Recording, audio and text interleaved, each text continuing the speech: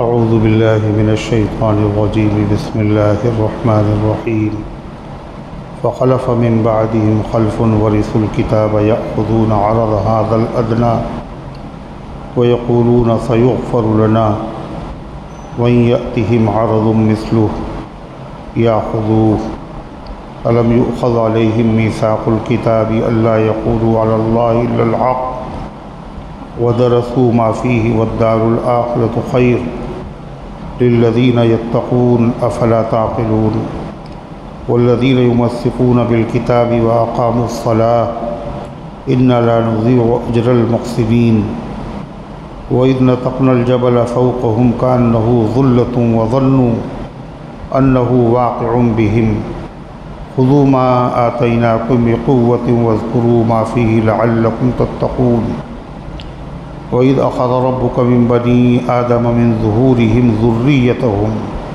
وأشهدهم على أنفسهم ألست بربكم قالوا بلى شهدنا أن تقولوا يوم القيامة إنا كنا عن هذا غافلين أو تقولوا إنما أشرك آباؤنا من قبل وكنا ذرية من بعدهم أفتهلكنا بما فعل المبطلون وكذلك نفصل الآيات ولعلهم يرجعون واتل عليهم نبأ الذي آتيناه آياتنا فانسلخ منها فأتبعه الشيطان فكان من الغاوين ولو شئنا لرفعناه بها ولكنه أخلد إلى الأرض واتبع هواه فمثله كمثل الكلب إن تحمل عليه يلهث أو تتركه يلهث ذلك مثل القوم الذين كذبوا بآياتنا فاقصص القصص لعلهم يتفكرون ساء مثلا القوم الذين كذبوا بآياتنا وأنفسهم كانوا يظلمون من يهد الله فهو المهتدي ومن يضلل فأولئك هم الخاسرون صدق اللہ العظیم۔ محترم حضرات، سامعین کرام، حاضرین مسجد، عزیزوں اور بزرگوں، یہ قرآن مقدس کے 90 پارے کی سورۃ الاعراف کی پاکیزہ، نورانی، مبارک، بعظمت، مطہر آیتیں ہیں۔ دعا کیجئے رب العزت والجلال ان مقدس آیات کی روشنی میں صحیح اور سچی بات عرض کرنے کی توفیق نصیب فرمائے اور ہم سب کو عمل کرنے کی توفیق عطا فرمائے۔ یہ خالی جگہ بھر لیجئے پہلے، یہ آگے دیکھیے یہاں جگہ ہے۔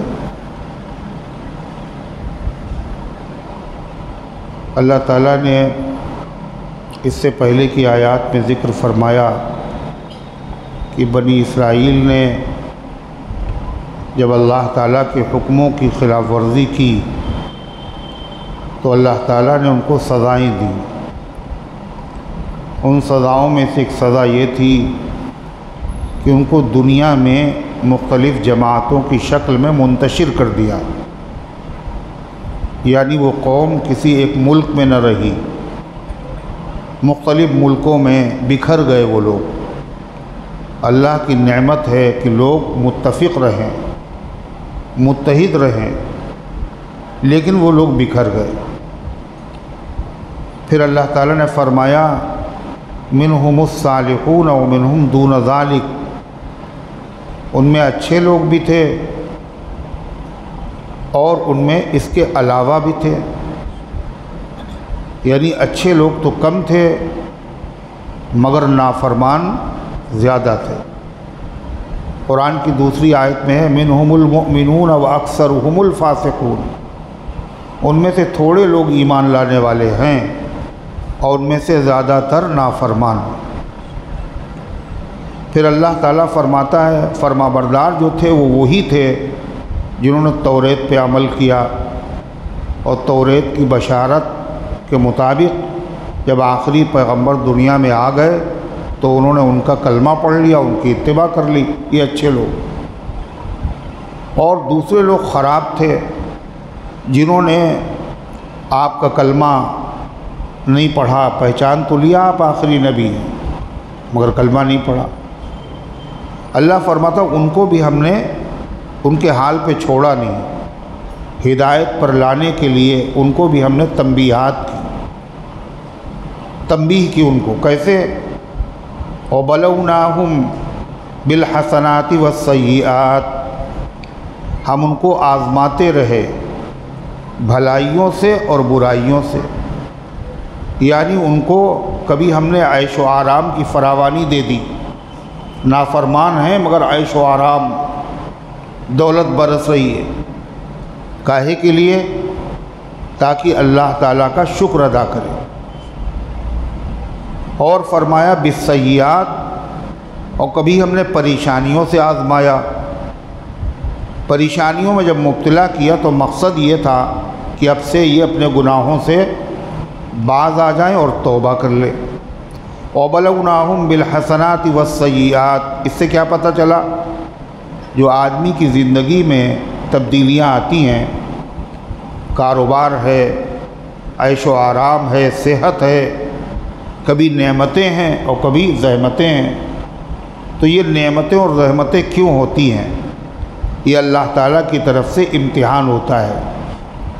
دیکھیں نعمتیں دینے کے بعد یہ شکر کرتا نہیں کرتا، اور جب وہ شکر نہیں کرتا تو اللہ زحمتوں میں مبتلا کر دیتا ہے۔ دیکھیں ابھی اللہ کے سامنے توبہ کرتا ہے یا نہیں کرتا۔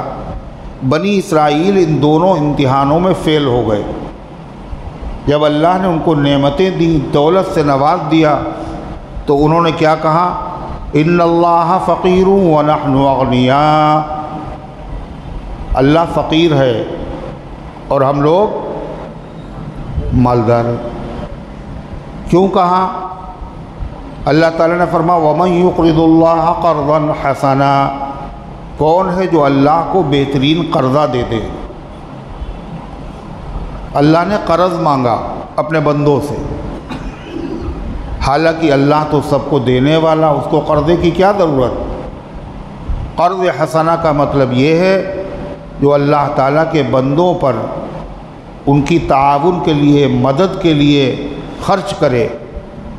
وہ خرچ تو کر رہا ہے بندوں پر، مگر یہ قرضہ کس کے ذمے ہے؟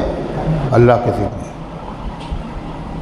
اور اللہ کو قرض دینے کا مطلب کیا ہے؟ قرضے کا ادا کرنا ضروری نہیں ہے نا؟ ہے آج کا تو لوگوں نے یہی سمجھا، جو قرضہ دے دے وہ بیوقوف، اور جو قرضہ ملنے کے بعد واپس کر دے وہ مہا بیوقوف۔ حالانکہ شریعت کی تعلیم کیا ہے؟ کسی آدمی کے کام آ جانا، قرض دے دیا اس نے اس کو، تو روزانہ اتنا پیسہ صدقہ کرنے کا ثواب لکھا جائے گا۔ کسی کے کام آ گیا، ضرورت اس کی پوری ہو گئی، قرض دے دیا، تو دیا قرض ہے، واپس بھی ملے گا، لیکن اتنا پیسہ روزانہ صدقہ کرنے کا ثواب ملے گا۔ جب وقت گزر گیا اور وہ قرض نہیں دے پایا، اس نے کہا اگلے مہینے دیں گے، اس نے کہا کوئی بات نہیں، تو اس کو اس کا ڈبل روپیہ صدقہ کرنے کا ثواب ملے گا۔ اور حکم کیا ہے؟ جب قرضہ لے لو تو قرضے کو وقت پر ادا کرو، اور وقت پر ادا کرنے کے ساتھ ساتھ تھوڑا سا بڑھا کے دیا کرو، تھوڑا سا بڑھا کے دیا۔ یہ سنت ہے، طے نہ کرو آپس میں 50,000 اگر تم ہمیں دو گے تو ہم 1,000 کے اوپر تمہیں 100 روپے بڑھا کے دیں گے۔ یہ جو آپس میں طے کر لیا یہ تو سود ہو گیا۔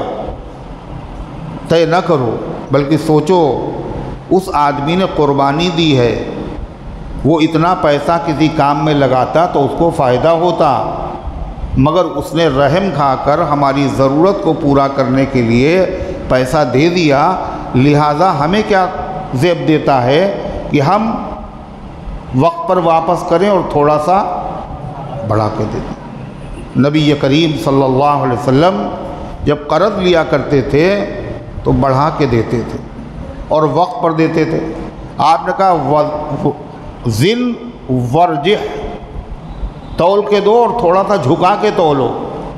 کہے کے لیے اس کو کہتے ہیں حسن قضا، قرضے کو ادا کرنا اور اچھی طریقے سے ادا کرنا. اگر آدمی وقت پر دینے لگے اور بڑھا کے دینے لگے تو پھر کوئی آدمی کسی کو قرضہ نہیں دے گا نا، نہیں دے گا نا، جلدی دے گا ہی نہیں کسی کو. سب دیں گے، غیر مسلم بھی دیں گے. مگر یہاں کیا ہے کہ جب ضرورت ہوئی تو دوڑتے رہے، اور جب کسی اللہ کے بندے نے ترس کھا کے دے دیا، اب وقت گزرا جا رہا، اب وہ آپ کے گھر کے چکر لگا رہا ہے، گویا کہ وہ آپ کا باقی دار ہے. اور بدمزگی اگر پیدا ہو گئی، اچھے بڑے تعلقات تھے وہ خراب ہو گئے قرضے کی وجہ سے.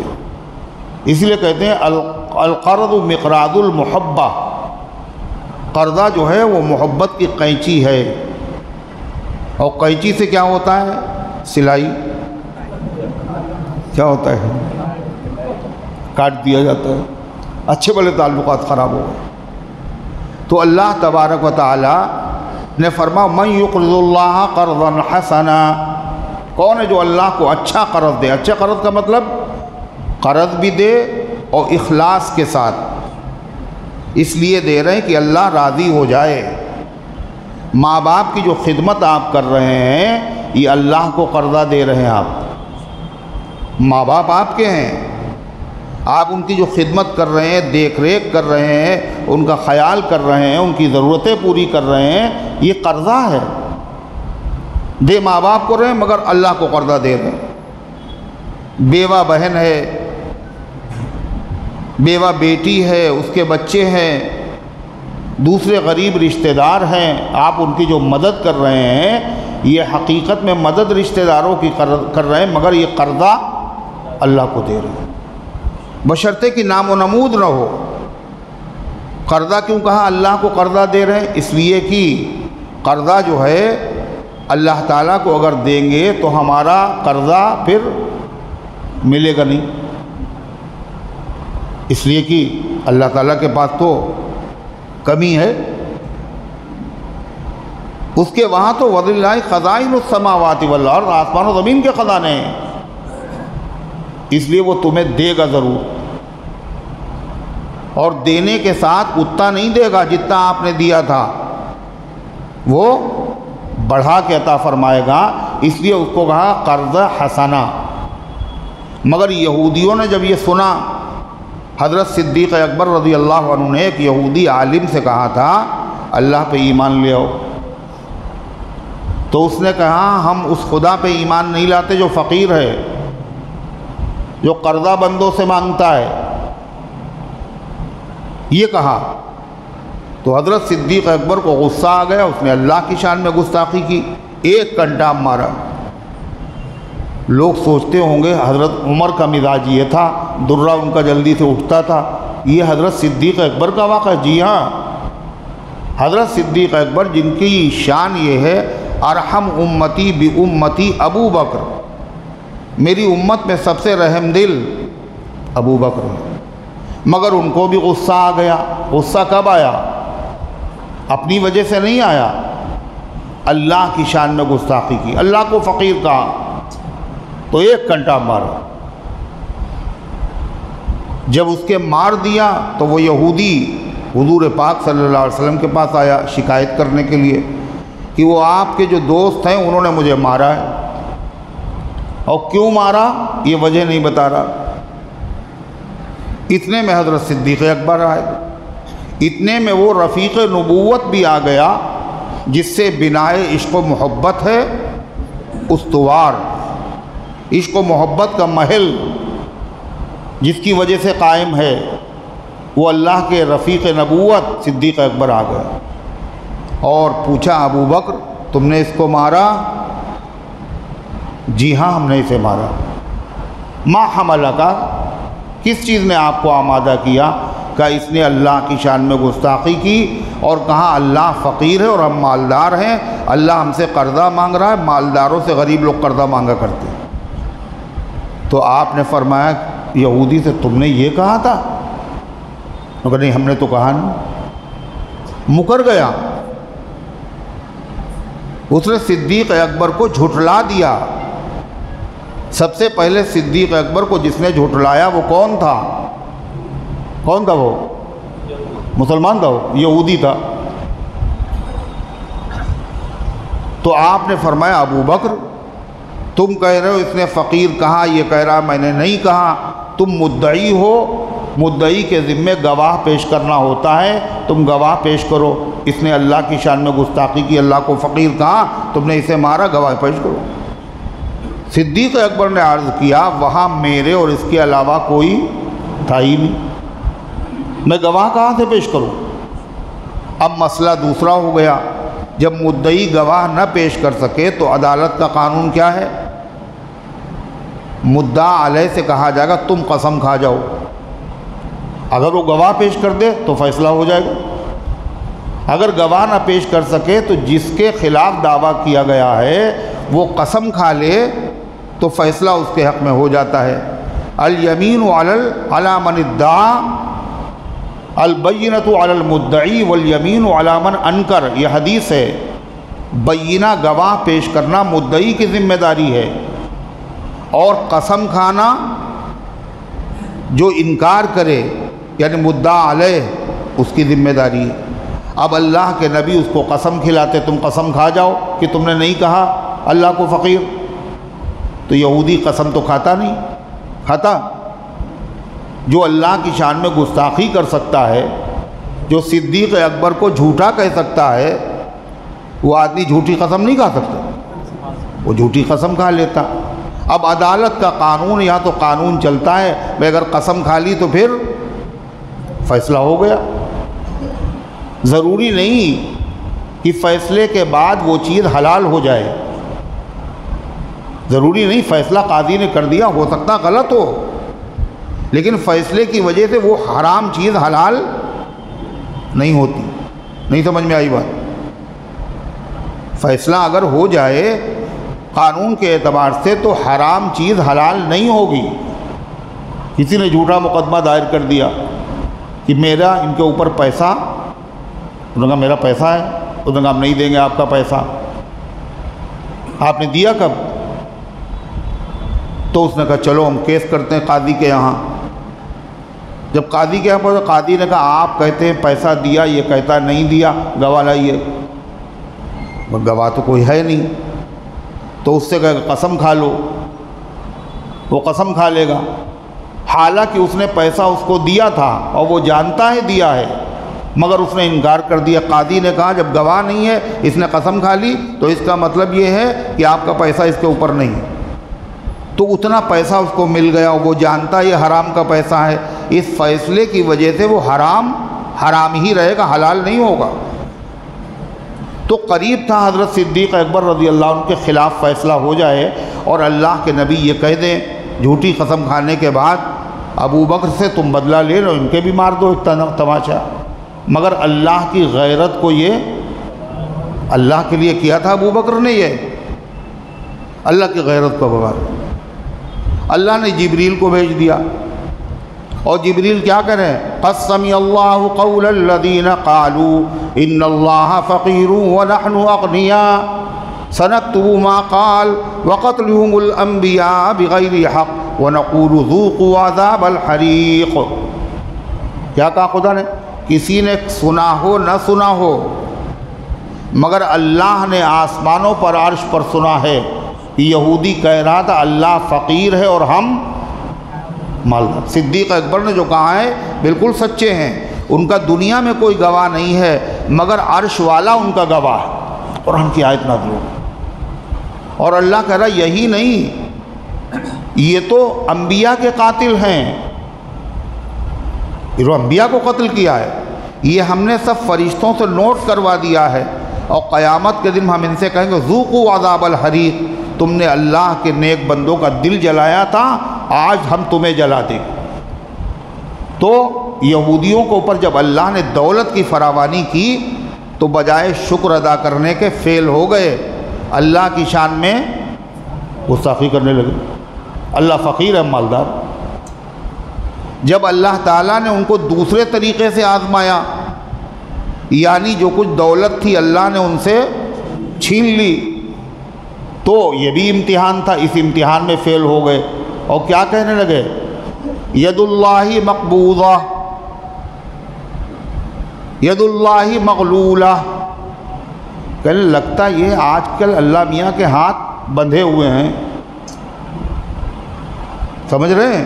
پہلے ہمیں خوب دیتے تھے اللہ میاں، اور آج کل لگتا مٹھی بند ہو گئی، یعنی معاذ اللہ اللہ بخل کرنے لگا ہے مگر دے نہیں رہا ہے ہمیں آج۔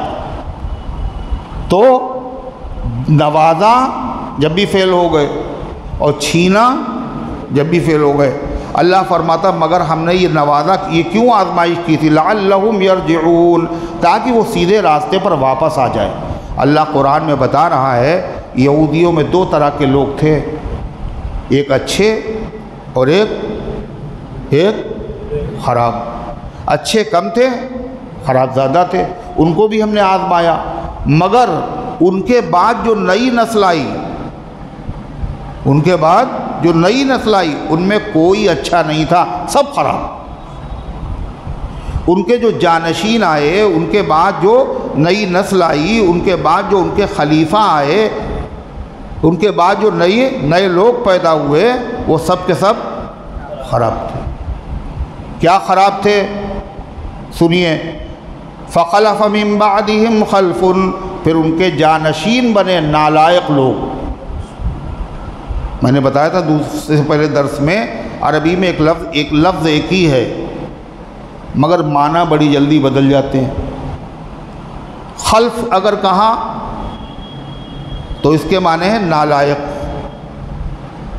ایسا جانشین، ایسا وارث جو نالائق۔ خلف لام پہ اگر جزم پڑھیں گے اور لام پہ اگر زبر پڑھیں گے خلف، تو اس کے معنی کیا؟ ایسا جانشین، ایسا وارث جو لائق ہو۔ تو اللہ فرماتا ان دونوں جماعتوں کے گزرنے کے بعد جو ان کے جانشین بنے وہ کیسے تھے؟ کیسے تھے؟ سب کے سب نالائق تھے۔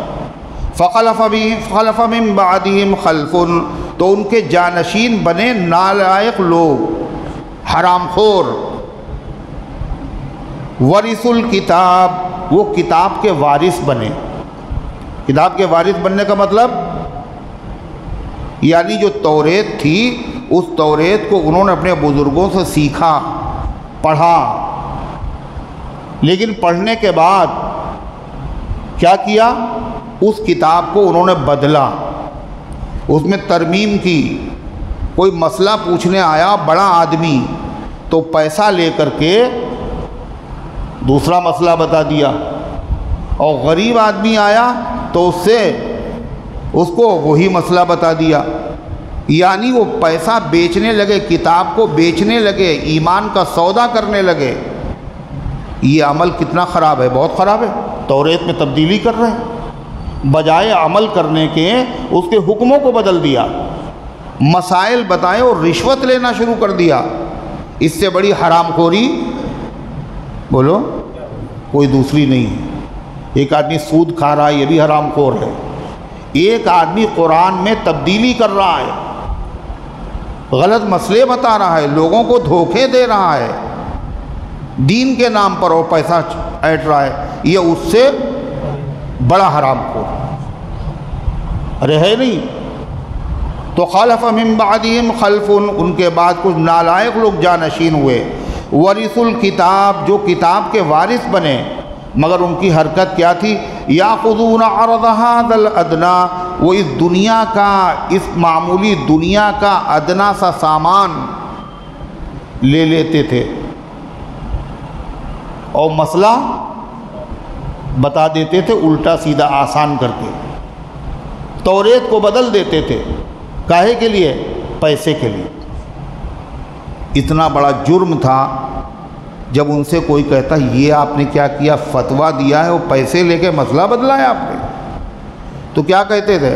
ارے ہم کچھ بھی کریں، ہم اللہ کے محبوب ہیں اور اللہ تبارک و تعالیٰ کے نیک بندوں کی اولاد ہیں، اللہ ہمیں معاف کر دے گا۔ دیکھا آپ نے، یعنی اتنا بڑا جرم کرنے کے بعد نادم بھی نہیں تھے، شرمندہ بھی نہیں تھے، سچی توبہ بھی نہیں کر رہے تھے۔ بھائی آدمی سے قصور ہو جائے کسی سے بھی، اگر توبہ کر لے تو اللہ معاف کر دیتا ہے۔ یہ ظالم ایسے تھے، اتنا بڑا جرم کر رہے تھے، اللہ کی کتاب میں تبدیلی، رشوت لے کر کے غلط مسئلے بتانا، اتنا بڑا جرم کرنے کے بعد نہ نادم تھے، نہ شرمندہ تھے، نہ توبہ انہوں نے کی، بلکہ کیا کہتے تھے ڈھٹائی کے ساتھ؟ کوئی بات نہیں، معاف ہو جائے گا سب، ہم اللہ کے مقبول بندے ہیں، نحن ابناء اللہ واحباؤہ، ہم اللہ کے بیٹے ہیں، ہم اللہ کے محبوب ہیں، کوئی بھی ہم گناہ کریں میرا کچھ نہیں، ہماری جنت پکی۔ یہ تھا یہودیوں کا حال۔ اللہ فرماتا ہے، اور عجیب حال، ایک آدمی سے غلطی ہو جائے، چلو بھائی ایک مرتبہ ہو گئی، مگر یہ اتنے بڑے ڈھیٹ ہیں، ان کو ذرہ برابر شرمندگی نہیں ہے اگر کوئی ابھی دوسرا آدمی آ جائے، دوسرا کوئی آدمی آ جائے پیسہ لے کے کہ ہم چاہتے ہیں یہ مسئلہ آپ اسے حلال کر دیجئے، تو یہ فوراً پیسہ لے کے اس کو حلال کر دیجئے۔ یعنی نادم نہیں، شرمندہ نہیں، توبہ نہیں کی انہوں نے، ابھی بھی اگر کوئی آ جائے تو پیسہ لے کے توریت بیچنے کے لیے تیار ہے۔ سچی توبہ کسے کہتے ہیں؟ جو جرم ہو جائے، غلطی ہو جائے، پہلی چیز تو یہ ہے آدمی اس کو فوراً چھوڑ دے، فوراً چھوڑ دے۔ دوسری چیز یہ اب تک جو غلطی ہوئی ہے اس پر شرمندہ ہو، غلط ہوا ہم سے، ہم نے یہ نہیں کرنا چاہیے، ہم نے اتنے دن نمازیں چھوڑ دی، نمازیں نہیں پڑھی، حج فرض تھا ہم نے حج نہیں کیا، کتنا بڑا ہم نے گناہ کیا، ہمیں ایسا نہیں کرنا، ہمیں پہلی فرصت میں چلا جانا چاہیے تھا، شرمندہ ہو۔ تیسری شرط، آئندہ ایسا نہیں کرے گی۔ مگر یہ ظالم ایسے تھے، توریت کو بدلتے تھے، رشوت لے کے مسئلے بتاتے تھے، شرمندہ بھی نہیں تھے، جب کوئی ٹوکتا تھا تو کیا کہتے تھے؟ میری فکر نہ کرو، ہم اللہ کے محبوب ہیں، محبوب کی اولاد ہیں، بزرگوں کی اولاد ہیں، ہمیں تو اللہ بخش دے۔ اللہ کہتا وَإِن يَأْتِهِمْ عَرَضٌ مِثْلُهُ، اور اگر ان کے پاس آ جائے اتنا ہی پیسہ، يَأْخُذُوهُ، تو پھر سے اتنا پیسہ لے لیں گے، یعنی پوری زندگی یہی کرنے کے لیے تیار ہے۔ اور یہ ایسے لوگ ہیں جس توریت کو پڑھتے تھے، اس توریت میں ان سے عہد لیا گیا تھا، کیا؟ ہمیشہ سچی بات کہنا، توریت کے حکموں کو پر عمل کرنا، حق بات بیان کرنا، حق بات کو اللہ کی طرف جھوٹی باتیں منسوب نہ کرنا۔ اب اس میں تو لکھا حرام، آپ نے پیسے لے کے کہہ دیا حلال، اور کتاب سے لکھ دیا آپ نے، اس کا مطلب کیا ہو؟ اللہ نے تو حرام کہا تھا، آپ نے اسے حلال کہہ دیا، تو اللہ کے اوپر آپ نے جھوٹ گڑھ دیا۔ اللہ تعالیٰ فرماتا ہے الم یؤخذ علیہم میثاق الکتاب، کیا ان لوگوں سے لیا نہیں گیا تھا کتاب میں عہد؟ کیا عہد لیا گیا تھا؟ اللہ یقولوا علی اللہ الا الحق، کہ تم نہیں کہو گے اللہ کے بارے میں مگر سچی بات کہو گے، اللہ تعالیٰ کی طرف جھوٹی باتیں منسوب نہیں کرو گے۔ اور جو کچھ توریت میں لکھا تھا اس کے خلاف کر رہے تھے۔ کوئی آدمی کہہ سکتا ہے قرآن میں بہت ساری باتیں لکھی ہیں مگر اس کے خلاف مسلمان کر رہا ہے، مسلمان کو معلوم نہیں اللہ کا یہ بھی حکم ہے۔ بہت سے حکم اللہ کے ایسے ہیں جو مسلمانوں کو نہیں معلوم، قرآن میں ہیں، بہت سارے حکم ایسے ہیں اب تک نہیں معلوم، بوڑھے ہو گئے، نواسے و پوتے ہو گئے، اور کتنے مر گئے، وہ جاہل تھے، اور جو ابھی ہیں وہ بھی جاہل۔ اللہ کے ان حکموں کو، قرآن کے حکموں کو آج بھی وہ جاننا چاہتے نہیں ہیں، امت میں ایسے لوگ ہیں۔ تو ایسا یہودیوں کے، ان یہودیوں کے بارے میں ایسا نہیں تھا کہ انہوں نے توریت میں اللہ کے حکم ان کو معلوم نہیں تھے، یہ جانتے تھے، اور جاننے کے بعد ان حکموں کی خلاف ورزی کرتے تھے۔ اللہ فرماتا وَدَرَسُوا مَا فِيهِ، انہوں نے پڑھ لیا تھا اللہ کے عہد کو، اقرار کو، اللہ کے حکموں کو جو توریت میں لکھے ہوئے تھے پڑھتے بھی تھے اور پڑھاتے بھی تھے۔ اس کے بعد اللہ کے حکموں کی مخالفت کرتے تھے، دین کا حکم بدل دیتے تھے، کتاب میں تبدیلی کرتے تھے، پیسہ لے کے جھوٹے مسئلے بتاتے تھے۔ اس کے بعد یہ حرکت تھی ان کی، تو ایسے لوگ لائق ہوئے نالائق؟ تو جب اتنے حرام خور تھے یہ لوگ، ظاہر بات ہے ایسے لوگ اگر توریت پر عمل نہ کریں اور آخری پیغمبر کا کلمہ نہ پڑھیں تو کوئی تعجب کی، بولو تعجب کی بات ہی نہیں۔ وہ تو کہتے ہیں اللہ ہمیں بخش دے گا ہم کچھ بھی کریں۔ ارے ہے یا نہیں؟ اللہ کے رسول صلی اللہ علیہ وسلم تو سب سے بڑے نبی ہے نا، آپ کو اس کا اندیشہ ہوا کہیں میری امت کے لوگ اس پہ بھروسہ نہ کر لیں، یہ ہم سب سے بڑے نبی کے ماننے والے ہیں، لہذا ہم سے کوئی بھی گناہ ہو جائے ہم معاف کر دیے جائیں گے۔ اس لیے آپ نے پہلے ہی کہہ دیا، کیا کہا؟ فاطمہ جو سب سے قریب ہیں، جو جگر کا ٹکڑا ہیں، جن کے آنے پر اللہ کے نبی اپنی محفل میں اٹھ کے کھڑے ہو جاتے تھے، اور جب آپ فاطمہ زہرا کے گھر پہ جاتے فاطمہ زہرا کھڑی ہو جاتی تھی۔ وہ حضرت فاطمہ زہرا جن کی تکلیف پر اللہ کے نبی تڑپ اٹھے، اور آپ نے مجمع میں کہا فاطمہ میرے جگر کا ٹکڑا ہے، من آذاہا فقد آذانی، جس نے اس کا دل دکھایا اس نے میرا دل دکھایا، من اغضبہا فقد اغضبنی، اس نے اس کو غضبناک کیا اس نے مجھے غصہ دلایا۔ وہ فاطمہ زہرا ہیں، آپ ان سے کیا کہہ رہے ہیں؟ فاطمہ عمل کرو، عمل۔ قیامت کے دن محمد الرسول اللہ صلی اللہ علیہ وسلم کی بیٹی ہونا کام نہیں آئے گا۔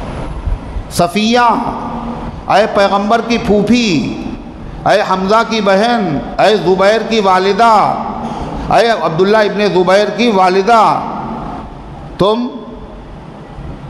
عمل کرو۔ قیامت کے دن نبی کی پھوپھی ہونا کام نہیں آئے گا۔ اللہ تعالیٰ فرماتا ہے وَالدَّارُ الْآخِرَةُ خَيْرٌ لِّلَّذِينَ يَتَّقُونَ أَفَلَا تَعْقِلُونَ۔ یہ دنیا کی دولت جو لیتے تھے مسئلے بتا بتا کر کے، یہ دولت چاہے جتنی لے لے، اللہ فرماتا یہ آخرت کے مقابلے میں بولو کچھ بھی نہیں ہے۔ آدمی کتنا احمق ہے جو اعلیٰ درجے کی چیز چھوڑ دے اور معمولی چیز لے لے۔ یہ کتاب کے جاننے والے تھے، یہ عالم تھے، یہ جانشین تھے، توریت میں گھوٹالہ کرتے تھے، معمولی پیسے لیتے تھے، اگر اس سے یہ بچ جاتے تو آخرت میں ان کو جو جنت کی نعمتیں ملتی وہ اس دنیا کی دولت سے اعلیٰ بھی تھیں اور پائیدار بھی تھیں، مگر یہ بدعقل تھے۔ اللہ فرماتا ہے وَالدَّارُ الْآخِرَةُ خَيْرٌ لِّلَّذِينَ يَتَّقُونَ، اور آخرت کا گھر بہتر ہے ان لوگوں کے لیے جو بچتے ہیں گناہوں سے۔ افلا تعقلون، کہ یہ سمجھتے نہیں؟ اللہ تعالیٰ نے فرمایا مگر اب بھی اتنے جرائم کے باوجود ہدایت کے دروازے اور مغفرت کے دروازے اب بھی کھلے ہوئے۔ اب سے کوئی اپنی اصلاح کر لے تو اللہ اس کے عمل کو ضائع نہیں کرے۔ کیا فرمایا؟ والذین یمسکون بالکتاب، اور جو لوگ کتاب کی پابندی کریں، اب پہلے نہیں کی، بند کر دو دروازہ، یہ ادھر سے آ جائے گا جس کو آنا ہوگا، اٹھنا مشکل ہے نا۔ تو اب تک تو یہ حرکتیں کرتے رہے، اب سے جو کتاب کی پابندی کر لے، کون سی کتاب؟ کون سی کتاب تھی ان کے پاس؟ توریت۔ اب سے اگر یہ پابندی کر لے، اور جو بھی توریت کی کتاب کی پابندی کرے گا وہ مسلمان ضرور ہو جائے گا۔ نہیں سمجھ میں آئی؟ کتاب کی پابندی کا مطلب یہ ہے مسلمان ہو جانا، آخری نبی کا کلمہ پڑھ لینا۔ اس لیے کہ توریت میں یہ عہد لیا گیا تھا آخری پیغمبر آئیں گے ان کی مدد بھی کرنا، ان پر ایمان بھی لانا۔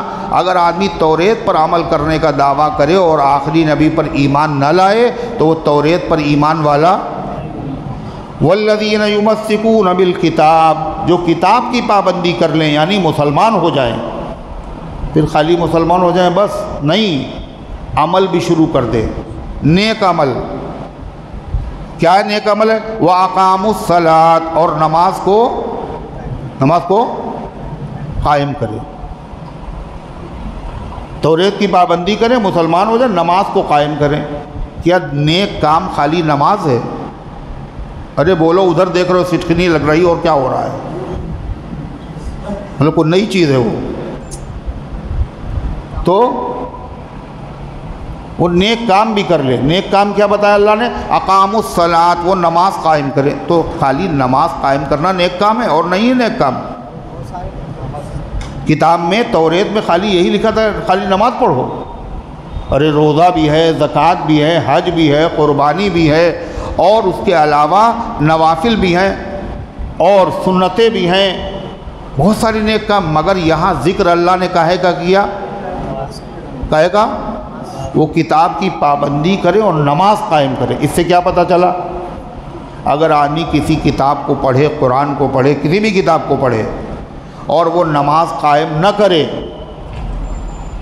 نماز قائم نہ کرے، اس کا مطلب یہ ہے وہ کتاب کی پابندی کرنے والا نہیں. ارے بھائی بند کر دو، مت بند کرو کھلا رہے. تو وہ جو آدمی نماز نہ پڑھے، اس کا مطلب وہ کتاب کی پابندی کرنے والا نہیں. نماز کا ذکر کیوں کیا خالی؟ ابے زکوٰۃ بھی تو ہے. اس لیے کہ نماز نیک کاموں میں سب سے اشرف اور سب سے اعلیٰ ہے، اور نماز ہر نبی کی امت میں رہی. نماز کا ذکر اس لیے بھی کیا، جو آدمی نماز کی پابندی کر لیتا ہے تو اس کی برکت سے بہت سارے گناہوں سے وہ بچ جاتا ہے نا. قرآن میں تو ہے ان الصلاۃ تنہی عن الفحشاء والمنکر، نماز بے حیائی اور برے کاموں سے روک دیتی ہے. روزہ نہ رکھنا یہ اچھا کام ہے برا؟ بولو اچھا ہے روزہ نہ رکھنا. اسی لیے کہہ رہے تھے جاگتے ہوئے سنا کرو. روزہ نہ رکھنا برا کام ہے، منکر ہے. زکوٰۃ نہ دینا یہ بھی برا کام ہے. حج فرض ہے اور حج نہ کرنا یہ بھی برا کام ہے. ماں باپ کو ستانا یہ بھی برا کام ہے. جتنے برے کام ہیں اللہ فرماتا نماز ان تمام چیزوں سے روک دے گی، بشرطے کہ نماز ہو. ہماری نماز شکل ہے نمازیوں جیسی، مگر حقیقی نماز نہیں ہے، نام ہے نماز کا. جیسے کسی آدمی نے کہا کہ وہ نخاس سے ایک آدمی لے آؤ، ذرا چھت صحیح کرانا ہے، ٹپکے اپکے نہیں ہیں، سلیب ڈلوانا ہے، کچھ لے آؤ. آدمی وہ لے کے آیا، آدمی مزدور، ایسا مزدور لے کے آیا جو اندھا بھی تھا اور بہرا بھی تھا اور ہاتھ سے بھی معذور اور پیر سے بھی معذور، اور اس کی سانس پھول رہی. تو آپ نے کہا، میں نے کہا تھا آپ ایک آدمی لے آئیے اور صاحب یہ کام کروانا ہے. کہہ لیں تو یہ جو میں لایا ہوں یہ آدمی نہیں، کیا عورت ہے؟ یہ آدمی نہیں ہے. ارے آدمی تو ہے مگر یہ نام کا آدمی ہے، حقیقت میں کام کا آدمی نہیں ہے. ایسے ہی وہ آدمی جو نماز پڑھے گا تو کیا ہوگا؟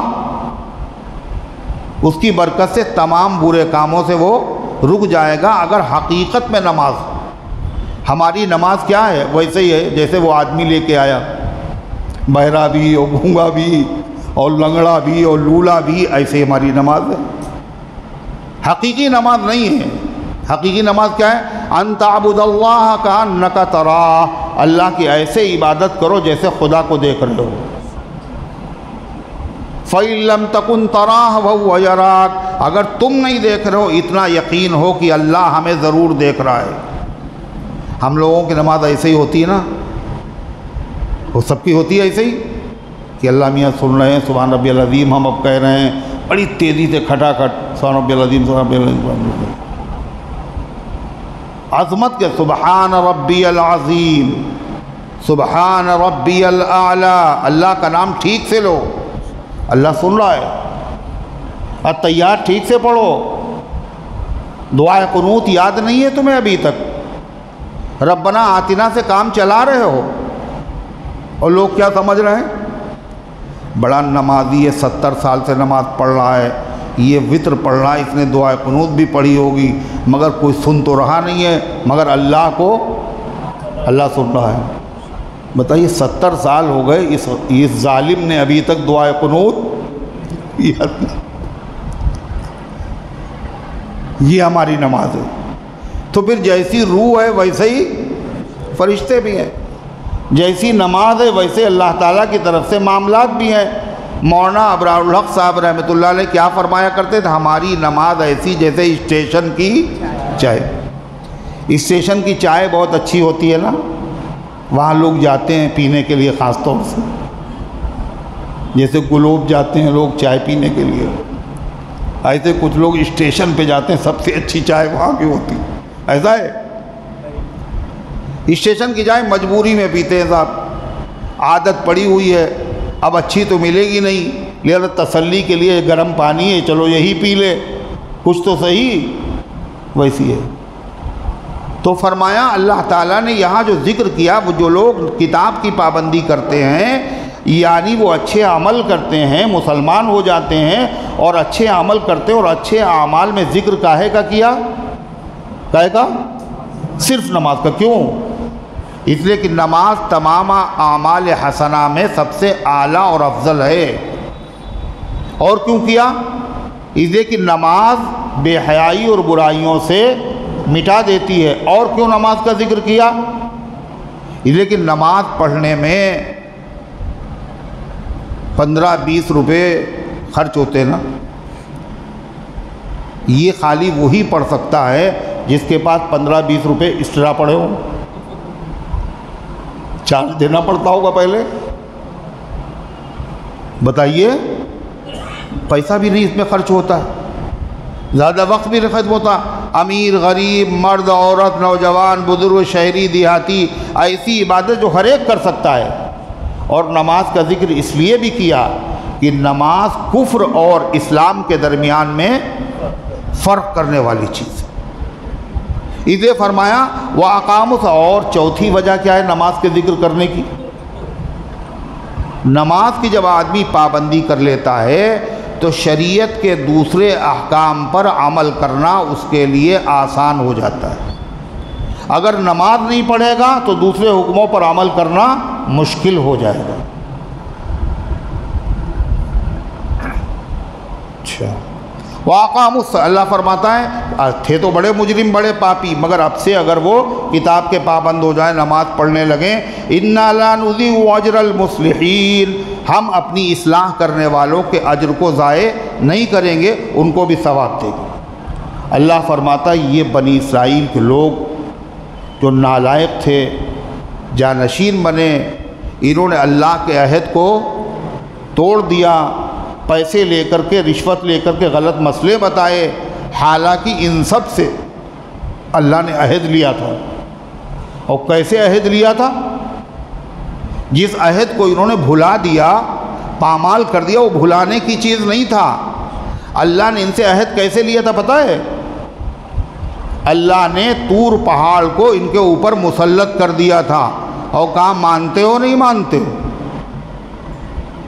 یہ ڈرے کہیں گر نہ جائے مر نہ جائیں، تو انہوں نے کہا ہاں ہم نے مان لیا، ہم نے قبول۔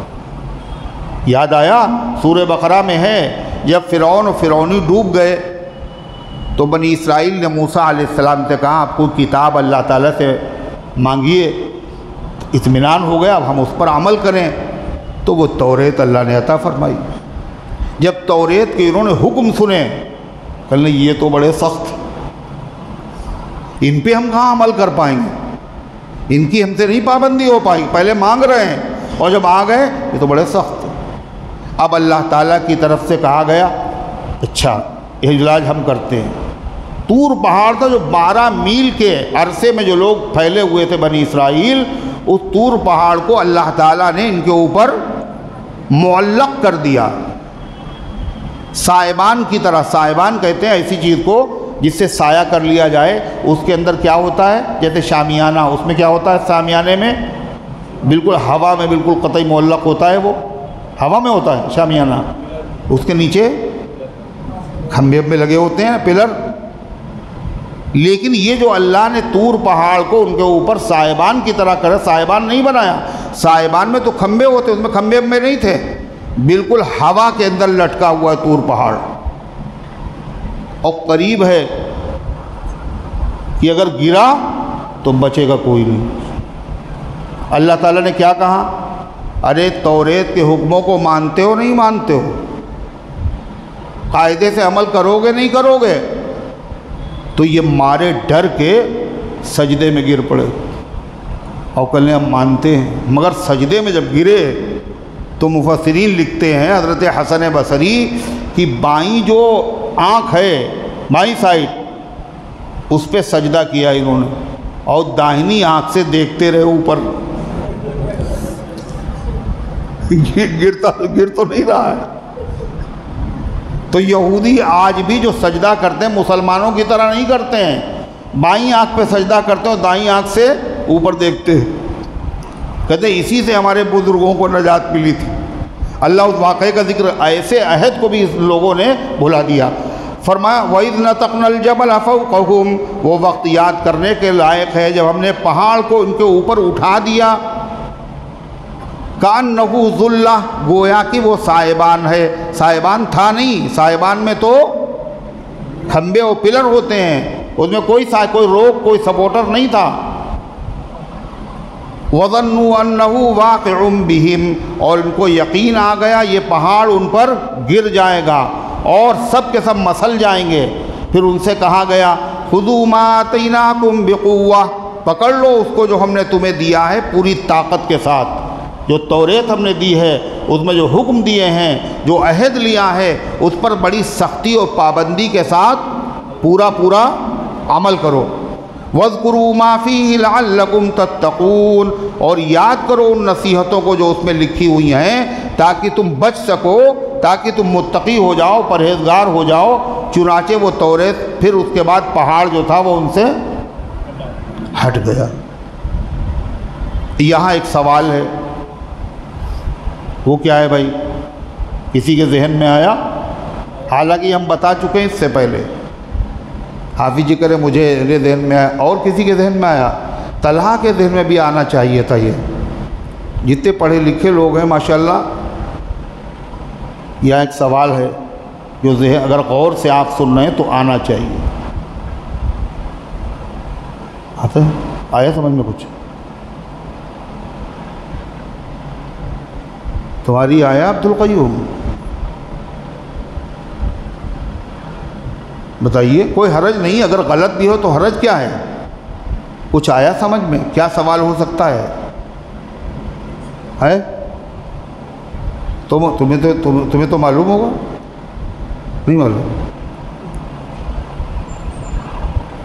یہ جو شریعت پر عمل کرایا جا رہا ہے، یہ زبردستی، ارے زبردستی تو ہو رہی نہیں ہو رہی ہے، مانو گا نہیں مانو گا، ابھی پہاڑ گرا دیں گے تمہارے اوپر۔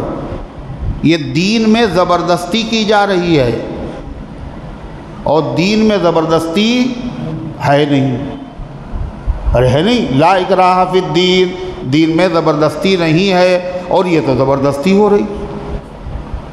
آیا سوال سمجھ میں؟ اب اس کا جواب سنیے۔ یہ صحیح ہے، دین میں زبردستی نے، لوگ بھی اس کا مطلب غلط لیتے ہیں۔ کیوں؟ وہ جانتے ہی نہیں اس کا کیا مطلب ہے۔ ان سے کہو میاں نماز پڑھا کرو، پہلے دین میں زبردستی نہیں ہے، جی چاہے گا پڑھیں گے، جی چاہے گا نہیں پڑھیں گے، کہتے ہیں نا۔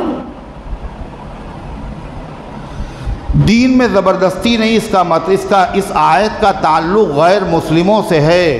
کس سے؟ مسلمانوں سے نہیں ہے۔ کس سے؟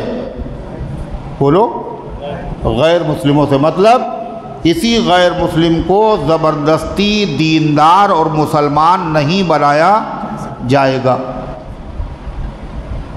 اور حقیقت یہ ہے کہ آج تک کسی بھی آدمی کو زبردستی صاحب ایمان نہیں بنایا گیا اور بنایا بھی نہیں جا سکتا۔ کیوں؟ اس لیے کہ ایمان لایا جاتا ہے دل سے، اور کوئی زبردستی کرے گا تو جسم پہ کرے گا، دل پہ تھوڑی کر پائے گا۔ اگر ہم نے کہہ بھی دیا، زبان سے کہہ بھی دیا لا الہ تو کیا حاصل؟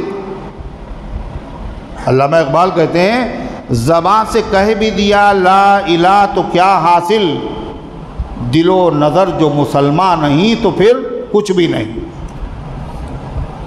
زبان سے کہہ بھی دیا، اس نے کہا ہم کلمہ پڑھ بھی لیا، مگر دل میں اس کے کفر بھرا ہوا ہے، تو اس کو مومن کہیں گے؟ تو ایمان ہے نہیں۔ تو بادشاہ بڑے بڑے ہوئے، حضرت فاروق اعظم رضی اللہ عنہ جو تھے ان کا ایک غلام تھا اور وہ عیسائی تھا۔ کس کا غلام تھا؟ حضرت فاروق اعظم۔ تو حضرت عمر رضی اللہ عنہ اس سے ایک دن کہا اگر تم مسلمان ہو جاتے تو بہت سارے کام حکومت کے ایسے ہیں، اسلامی حکومت کے، جو مجھے دوسروں سے لینا پڑتے ہیں وہ ہم تم سے لے لیتے۔ کس نے کہا؟ حضرت عمر نے۔ کس سے کہا؟ کس سے کہا بھائی؟ ہیں؟ کس سے کہا؟ اپنے غلام۔ وہ غلام کہنے لگا ہم اپنا مذہب نہیں چھوڑیں گے۔ حضرت عمر نے اس سے پلٹ کے کچھ بھی نہیں کہا۔ یہ دین میں زبردستی نہیں ہے۔ ہارون رشید بادشاہ، پوری دنیا پہ، آدھی دنیا پہ حکومت، اور تقریریں ہو رہی ہیں، ہر مذہب کے لوگ تقریروں میں شرکت کر رہے ہیں۔ ایک آدمی نے بڑی اچھی تقریر کی، حضرت ہارون رشید نے اس سے کہا میاں تقریر اتنی بڑھیا کہ مسلمان ہو جاتے تو کتنا اچھا ہوتا۔ اس کا مطلب اسلامی مسئلے پہ تقریر کی، اسلامی عنوان پر، مگر تقریر مسلمانوں سے اچھی اس نے کی۔ حضرت ہارون رشید نے کہا مسلمان ہو جاتے، جب اچھی تقریر کی، تمہیں اتنی معلومات ہے تو مسلمان ہو جاتے۔ اس نے کہا جی نہیں۔ ہارون رشید نے زبردستی نہیں کی کہ تمہیں بلائیں گے نہیں، انعام نہیں دیں گے، تمہیں ڈبل انعام دے دیں گے اگر تم مسلمان ہو جاؤ، کچھ نہیں۔ اگلے سال جب پھر سے وہ تقریری پروگرام ہوا، اب جو اس نے تقریر کی تو اس سے زبردست تقریر تھی۔ ہارون رشید نے اس سے کہا پچھلے سال ہم نے تم سے کہا تھا مسلمان ہو جاتے تو اچھا تھا، مگر تم مانے نہیں، آخر ہو گئے مسلمان۔ میرے کہنے سے نہیں ہوئے، ہو گئے مسلمان۔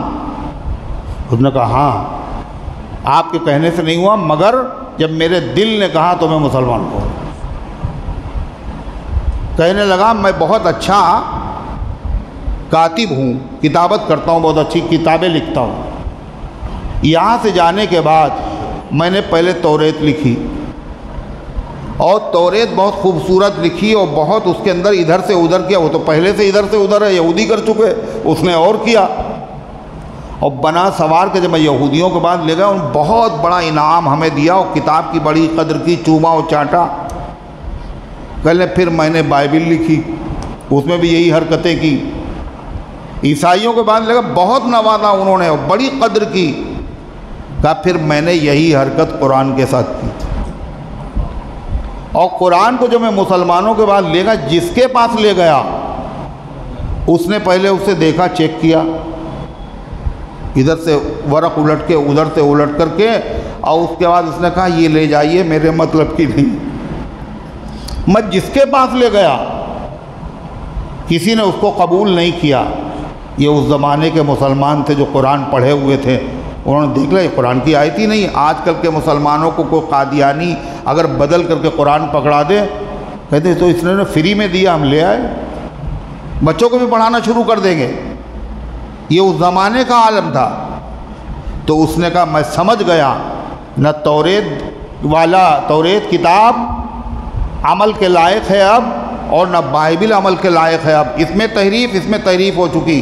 کتاب برحق قابل عمل صرف قرآن ہے، اور برحق مذہب اسلام ہے۔ اللہ اس کا محافظ ہے کہ میں نے بہت کوشش کی، مگر اس میں تبدیلی، اس لیے میں مسلمان ہو گیا۔ تو تو قرآن کی اس آیت میں بتایا گیا کہ مانتے ہو نہیں مانتے ہو، ورنہ ہم ابھی تمہارے اوپر طور پہاڑ گرا دیں، تو زبردستی ہے، اور اسلام میں زبردستی ہے نہیں۔ تو اس کا جواب کیا ہے؟ اسلام میں زبردستی نہیں، اس کا کیا مطلب ہے؟ ابھی بھی نہیں سمجھے کیا مطلب ہے؟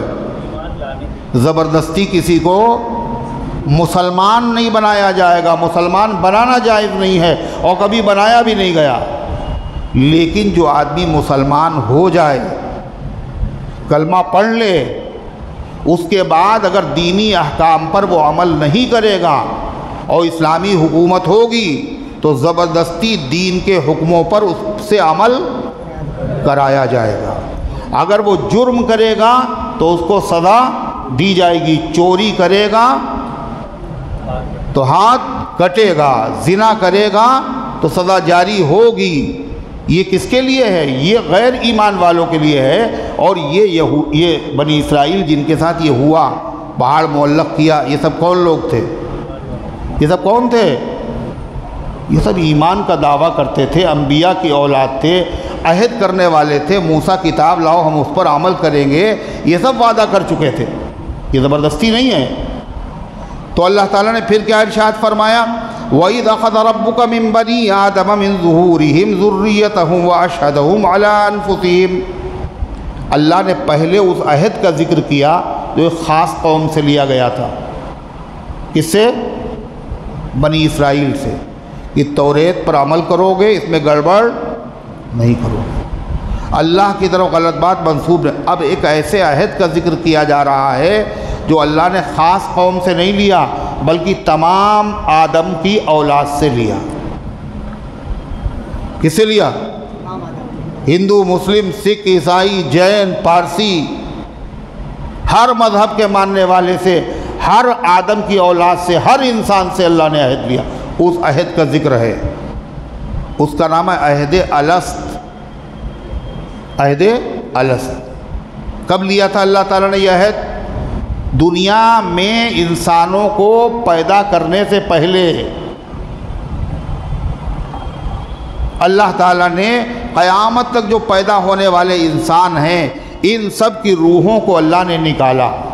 کہتے ہیں مسلم ابن یسار، میں نے حضرت عمر سے اس آیت کا مطلب پوچھا تو حضرت عمر رضی اللہ عنہ نے فرمایا اس کا مطلب یہ ہے کہ اللہ نے آدم علیہ السلام کو پیدا کرنے کے بعد ان کی داہنی کروٹ پہ ہاتھ پھیرا تو جتنے قیامت تک پیدا ہونے والے نیک لوگ تھے سب نکل آئے، اور جسم ان کا کیسا تھا؟ جیسے چیٹی نہیں ہوتی، چھوٹی چھوٹی چھوٹی چھوٹی چھوٹی چھوٹی۔ پھر جو آدم کی اسی طریقے سے بائیں طرف ہاتھ پھیرا تو ادھر سے بھی نکل آئے۔ کہا یہ جنتی ہیں دائیں طرف والے اور یہ جہنمی۔ تو صحابہ نے حدیث سن کر کے کہا اے اللہ کے نبی، جب جنتی اور جہنمی ہونے کا فیصلہ ہو چکا ہے تو پھر ہم نماز پڑھنے کے جان دینے کی کیا ضرورت؟ اتنی لمبی لمبی تراویح پڑھیں، روزے رکھیں، حج کریں، جب فیصلہ ہو ہی چکا ہے۔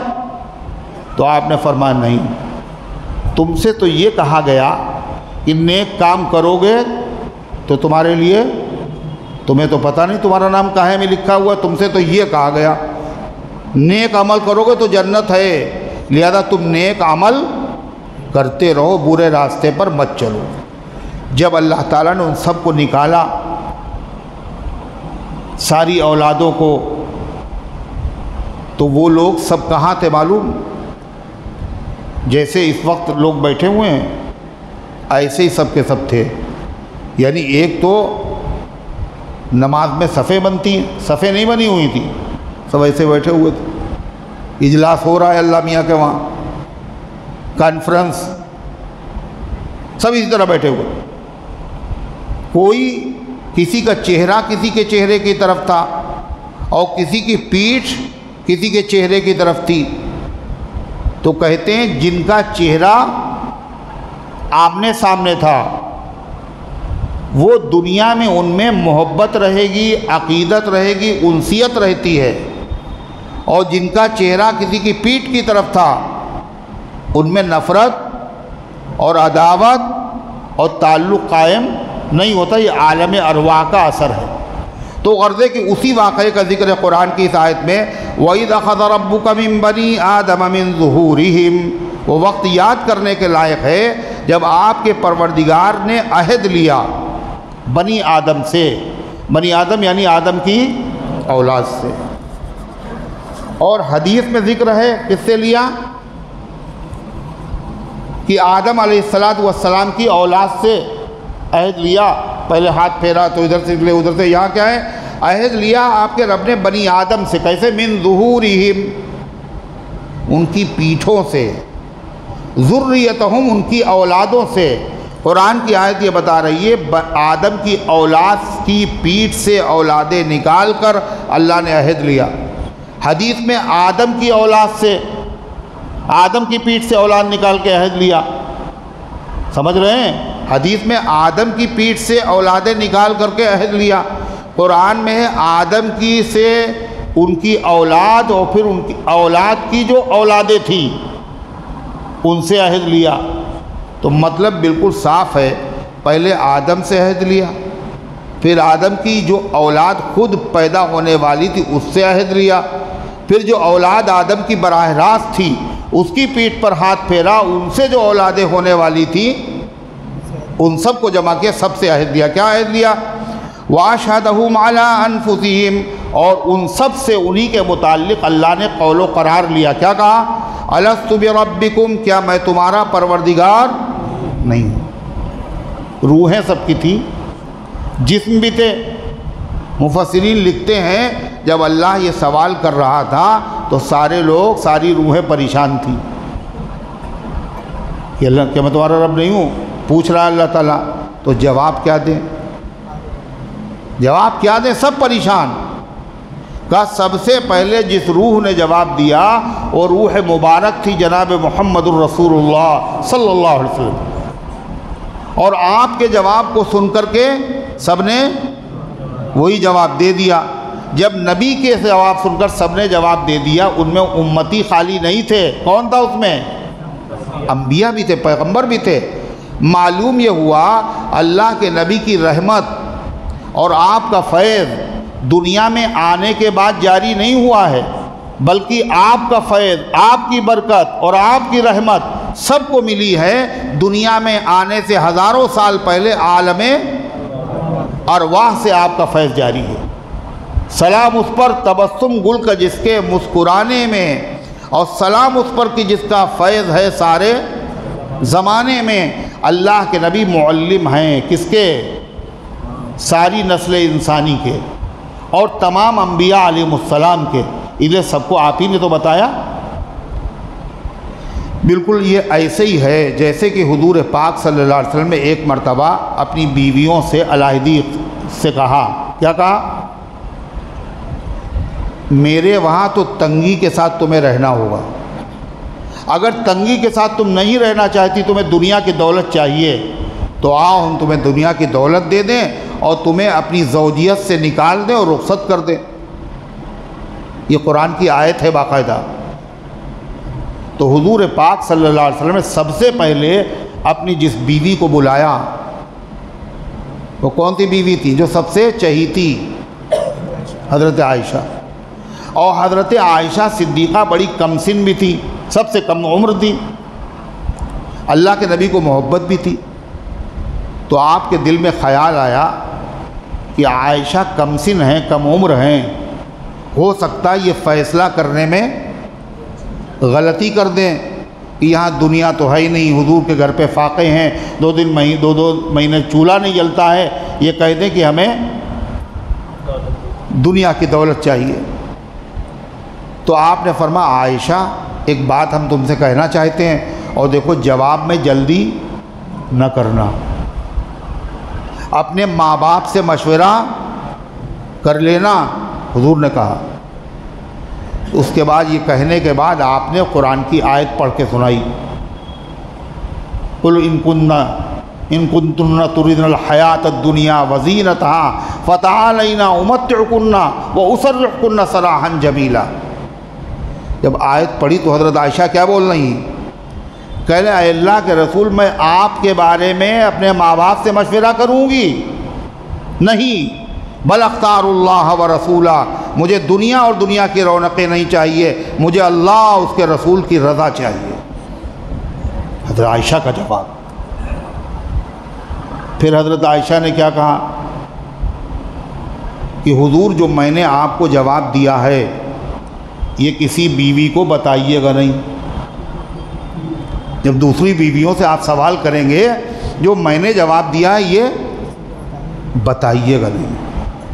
تو آپ نے کیا کہا، عائشہ اگر کوئی پوچھے گا تو ہم بتا دیں گے، اس لیے کہ ہمیں سختی کرنے والا بنا کے نہیں بھیجا گیا۔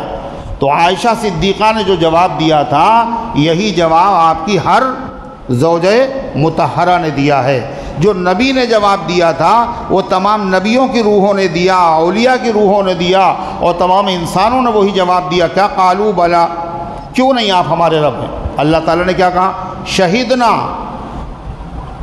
تم نے اقرار کر لیا، اب ہم اور جتنے فرشتے ہیں سب اس کے گواہ بن گئے ہیں کہ تم نے اقرار کر لیا ہے کہ آپ ہمارے رب ہیں۔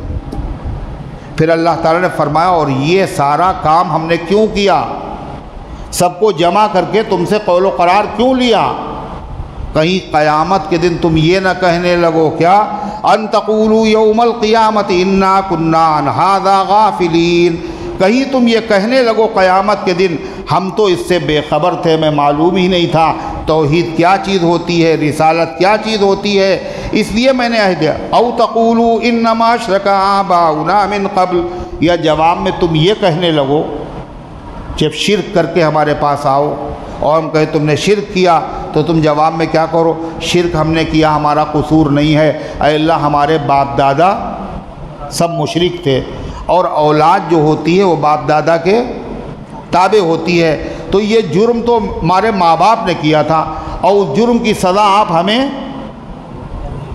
نہ دیجیے، یہ تم کہو، اس لیے ہم تم سے کہیں گے یہ جرم تمہارے ماں باپ کا نہیں ہے بلکہ یہ جرم تمہارا بھی ہے، اس لیے کہ ہم نے سب سے قول و قرار لیا تھا الست بربکم۔ اللہ فرماتا ہے او تقولوا انما اشرک آباؤنا من قبل، یا تم کہنے لگو شرک تو کیا تھا ہمارے آباء و اجداد نے پہلے، وَكُنَّا ذُرِّيَّةً مِّن بَعْدِهِمْ، اور ہم تو ان کی اولاد تھے ان کے بعد میں آئے، أَفَتُهْلِكُنَا بِمَا فَعَلَ الْمُبْطِلُونَ، کہ آپ ہمیں ہلاکت میں ڈال دیں گے اس کام کی وجہ سے جو دوسرے لوگوں نے کیا تھا، اس لیے ہم نے تم سب سے قول و قرار لے لیا۔ وَكَذَلِكَ نُفَصِّلُ الْآيَاتِ وَلَعَلَّهُمْ يَرْجِعُونَ، اللہ کہتا ہے اسی طرح ہم کھول کھول کر آیتیں بیان کرتے ہیں تاکہ لوگ اس میں غور و فکر کریں اور سیدھے راستے کی طرف لوٹ آئیں۔ اللہ نے یہ عہد لیا اور اس عہد کو یاد دلانے کے لیے اللہ نے کم و بیش 1,24,000 پیغمبر بھیجے، کتابیں نازل فرمائیں، انسان کو عقل عطا فرمائی۔ یہ عہد اللہ تعالیٰ نے لیا، مگر سوال یہ ہے کہ یہ عہد یاد کس کو ہے؟ یاد ہے کسی کو؟ ہم میں سے کسی کو یاد ہے؟ اللہ میاں نے جب کہا تھا الست بربکم، یاد ہے بھائی کسی کو؟ ہاتھ اٹھاؤ۔ مسلم یاد ہے؟ جب یاد ہی نہیں تو فائدہ کیا اس سے؟ کہا اولاً تو یہ بات صحیح نہیں کہ یاد نہیں، امت میں بعض ایسے لوگ ہیں جن کو یاد، ان میں سے ایک بزرگ ہیں حضرت ذوالنون مصری رحمۃ اللہ علیہ، وہ فرماتے مجھے اب تک یاد ہے اللہ نے کہا تھا الست بربکم، اور بعض بزرگ یہ کہتے ہیں ہمیں یہ بھی یاد ہے اور یہ بھی یاد ہے ہمارے دائیں طرف اس وقت کون تھا اور بائیں طرف کون تھا، مگر اکثریت کو یہ چیز یاد نہیں ہے۔ مگر جو چیز یاد نہ بھی رہے کبھی کبھی اس کا فائدہ پھر بھی بولو ہوتا ہے، یاد نہ رہے پھر بھی فائدہ ہوتا ہے۔ جیسے مسلمانوں کے ہاں جب بچہ پیدا ہوتا ہے تو نہلانے کے بعد اس کے داہنے کان میں کیا کہا جاتا ہے؟ اذان، اور بائیں کان میں تکبیر۔ یہ اذان کیا ہے؟ تعلیم ہے۔ 3 سال کے بعد KG اور نرسری وغیرہ سب شروع ہوتا ہے، اسلام کہتا بہت دیر ہو جائے گی، ارے بچے کے پیدا ہوتے ہی تعلیم کا انتظام کرو، کان میں تکبیر، اللہ کے نبی کی رسالت، نماز کا تذکرہ، فلاح کا تذکرہ، اور بائیں کان میں تکبیر ہے نا۔ تو ہم سب لوگ الحمدللہ مسلمان ہیں، مسلمانوں کے گھر پہ پیدا ہوئے ہیں، ہم لوگوں کے کان میں اذان کہی گئی اور تکبیر، مگر یاد کس کو ہے بھائی؟ یاد ہے کسی کو؟ کس نے کہی تھی یاد ہے؟ ابا نے کہی تھی یا مسجد کے مؤذن نے کہی تھی یا قاری صاحب کو بلایا گیا تھا؟ یاد ہے بھائی کسی کو؟ ارے یاد نہ اذان یاد ہے، نہ اذان دینے والا یاد ہے، مگر پھر بھی اس کے اثرات مسلمان بچے میں رہتے ہیں۔ کسی بھی ماحول میں چلا جائے، اگر اذان و تکبیر کہی گئی ہے تو وہ اپنے آپ کو مسلمان کہلانا ہی پسند کرے گا، کسی اور مذہب سے وابستہ کرنا پسند نہیں کرے گا۔ چاہے جتنے غلط ماحول میں چلا جائے، وہ مرنا اسلام کی حالت ہی میں چاہے گا، یہ اس کا فائدہ ہے۔ اللہ نے جو عہد الست لیا تھا، کسی کو یاد ہو نہ یاد ہو، مگر اس کے اثرات ہر بندے کے دل میں موجود ہیں۔ اللہ کی محبت خالی مسلمانوں کو نہیں ہے، بلکہ ہر انسان کو اللہ تعالیٰ سے محبت ہے، اور ہر آدمی غلط راستے سے اس محبت کو اپنا رہا ہے، یعنی غلط طریقے اس کو مل گئے، وہ پوجا جو کر رہا ہے وہ کیسے کر رہا ہے؟ محبت میں کر رہا ہے، مگر طریقہ اس کا بولو غلط، مگر ہے تو محبت۔ حضرت فاروق اعظم نے دیکھا ایک گرجا گھر سے ایک پادری نکلا، اور کمر اس کی جھکی ہوئی اور بھویں اس کی سفید، اور ریاضت مجاہدے کرتے کرتے کھال سوکھ گئی۔ حضرت عمر رونے لگے اس کو دیکھ کر۔ کسی نے پوچھا حضرت کیوں رو رہے ہیں؟ فرما قرآن کہتا وَعَامِلَةٍ نَاصِبَةٍ، بہت سارے لوگ ایسے ہوں گے جو عمل کر کر کے تھک جائیں گے، اپنے آپ کو بالکل فنا کر لیں گے اللہ کو یاد کرنے میں، اللہ کی رضا کو حاصل کرنے میں، مگر ان کا طریقہ غلط ہوگا، پھر بھی وہ جنت میں نہیں جائے گی۔ وہ ایسے ہی لوگ ہیں، مگر وہ چیز ہے تو اب چونکہ وہ بھول گئے، اتنی پرانی بات ہے، اس لیے اللہ نے اس کا انتظام کیا، کیا؟ عقل دی۔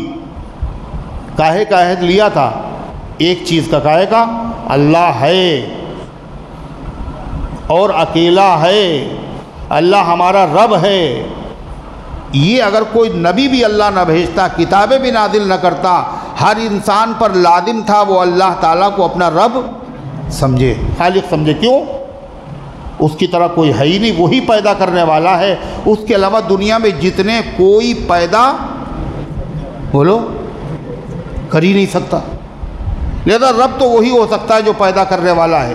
لیکن اللہ نے خالی عقل پر اکتفا نہیں کیا، بلکہ باقاعدہ انبیاء کو بھیجا، کتابیں نازل فرمائیں۔ اللہ اسی کو فرماتا ہے وَاتْلُ عَلَيْهِمْ نَبَأَ الَّذِي آتَيْنَاهُ آيَاتِنَا فَانْسَلَخَ مِنْهَا فَأَتْبَعَهُ الشَّيْطَانُ۔ یہودیوں سے اللہ نے عہد لیا تھا، مگر یہودیوں نے وہ عہد کیا کر دیا؟ بھلا دیا۔ کتاب ان کے پاس تھی، کتاب پہ ناز کرتے تھے، فخر کرتے تھے، لیکن اگر آدمی کا کتاب پر عمل نہ ہو تو خالی کتاب قرآن پاک کو چومنا، چاٹنا، عزت کے ساتھ اس کو اونچی جگہ پہ رکھ دینا یہ کافی نہیں ہے۔ نجات کے لیے ضروری اس پر آدمی عمل بھی تو کرے۔